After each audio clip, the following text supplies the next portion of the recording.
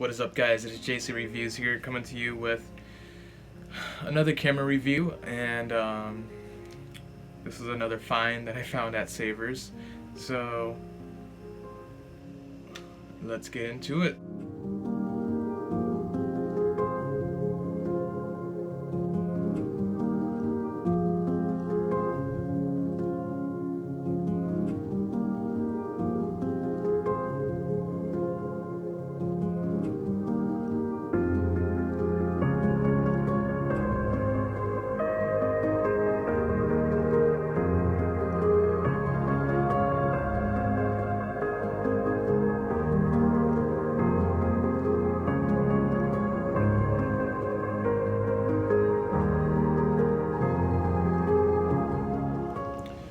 So guys, for the United States, this is the Minolta Maxxum 7000, and for Japan, it's actually the Alpha 7000. And when this camera came out, guys, it was very, very popular because Minolta made a very, very bold statement about being autofocused. Nothing like this was on the market back then. Minolta was the first one to do autofocus. So this is huge. They put their all into this camera. They put all into it. This is the Minolta 7000 Maxxum. I've been looking for this camera for a long time. It's really cool. It's all autofocus. It has 4 different modes. You can change the ISO, and it's got the mode right there. It's got the drive, and this is the lock button on and off. This is how you can change the ISO with the up and down buttons. That's the shutter. And I have a Sigma lens on it at the moment, but because I don't know, for some reason it didn't come with the Minolta lenses. But I'm not gonna be salty for a $7 camera that I found at Savers that works perfectly fine. Without further ado, guys, let's get further into the specs of this camera.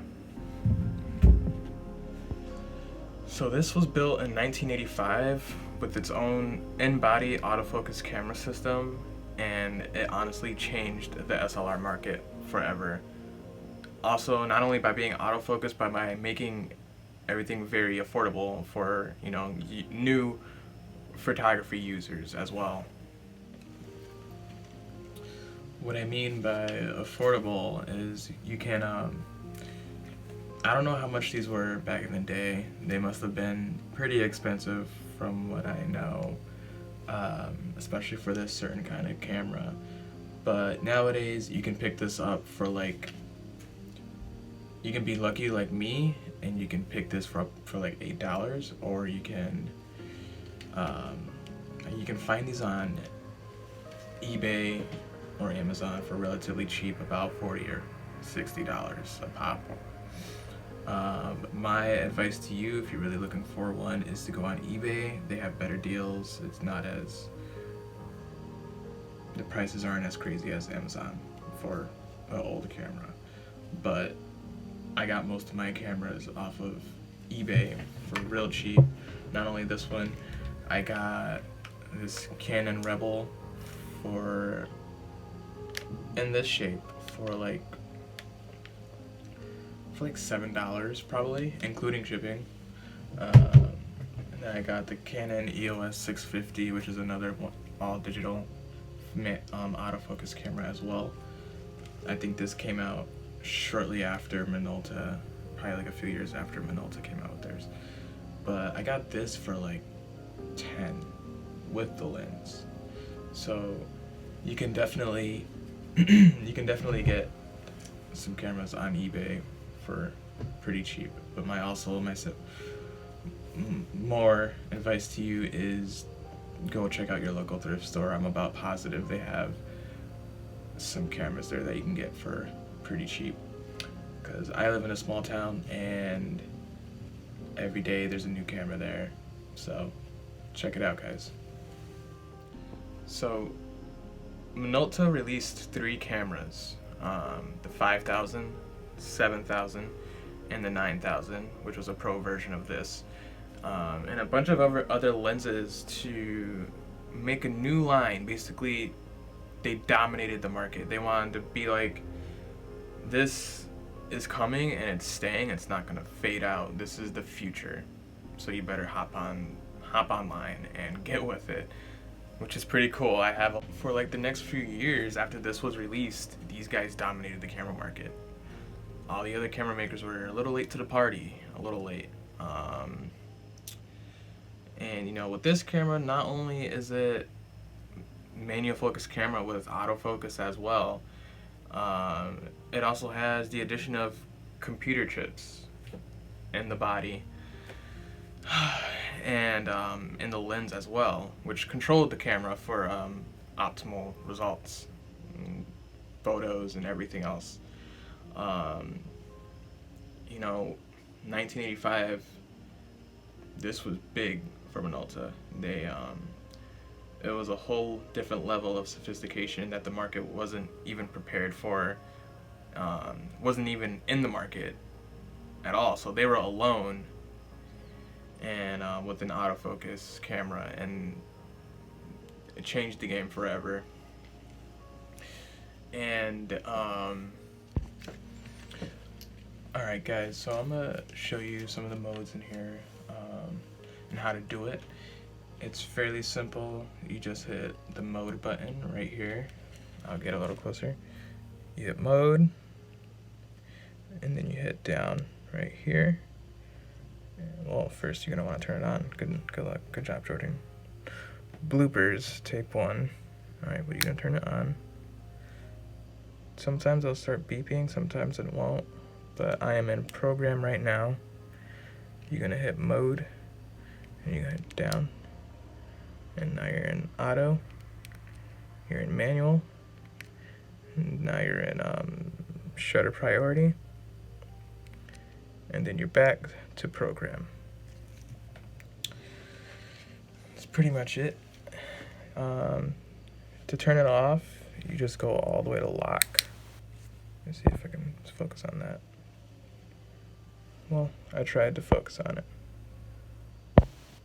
Anyways, you go all the way to lock to turn it on, turn it off, and then you turn it all the way to the speaker to turn it on. Same thing on the side.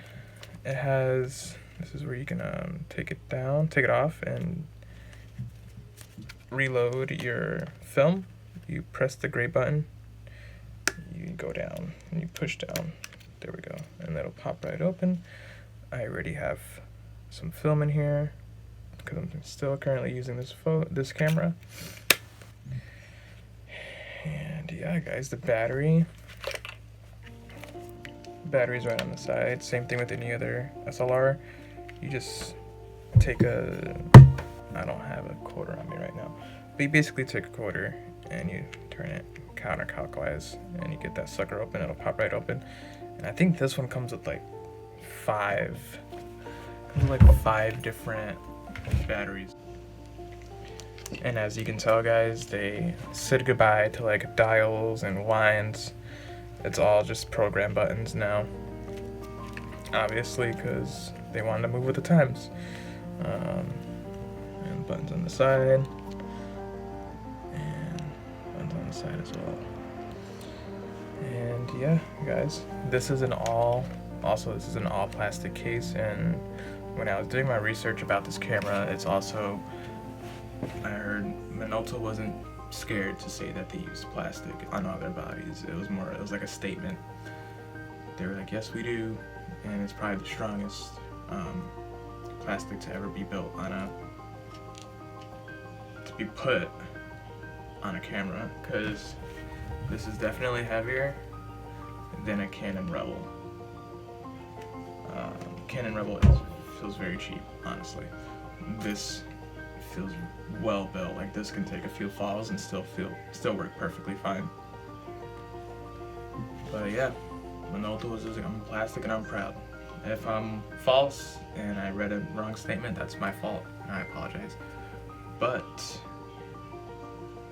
aside from that, that's it for the Minolta review, guys. thank you so much. I think I'm gonna put this in my eBay account after I'm done using it. I already have a favorite film camera at the moment, which is my Pentax P30. It's just the perfect for my lifestyle. It's just the perfect one for my lifestyle. It's easy to take it and shoot. I have done a previous video on it, so you can go check that out if you're interested. And I'll put the link in the description box once I put this on my eBay account. And I'll put my eBay account information on there as well. To anyone who's looking for this camera, I'll probably sell it for like 20 bucks. These go for around 40, 45, maybe higher, including the lens. But I have a lot of cameras and I like this one a lot, but I don't think I'm gonna stick with it. Anyways, thank you so much for watching, guys. This is JC Reviews. Like always, peace and love. Bye.